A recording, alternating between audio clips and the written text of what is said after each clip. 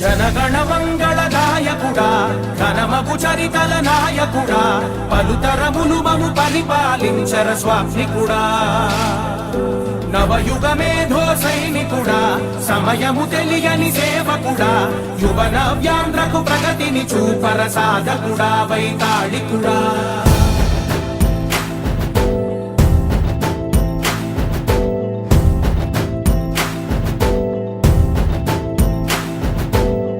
ప్రతి ఇల్లు నిన్నే నిన్నే పిలిచింది ప్రతి గడప నీకే స్వాగతమంటోంది.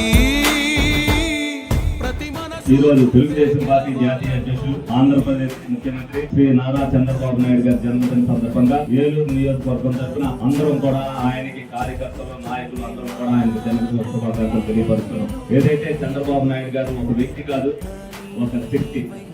ఆంధ్రప్రదేశ్ ప్రజల పాలిత దేవుడు.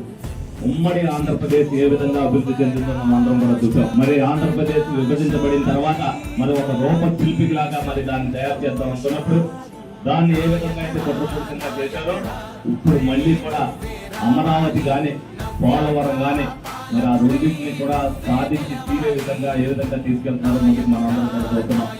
చరిత్ర ఉన్నంత కాలం కూడా చంద్రబాబు నాయుడు గారి గురించి చెప్పుకుంటానే ఉంటారు. ఎందుకంటే 17 సంవత్సరాలు ముఖ్యమంత్రిగా చేసినప్పుడు ఒక్కొక్కసారి ఒక్కొక్క 5 సంవత్సరాలు ఒక్కొక్క విజన్తో మరి ప్రజలకి ఏమి కావాలని తెలిసిన నాయకుడు ఎవరైనా ఉన్నారంటే అది ఒక చంద్రబాబు నాయుడు గారే.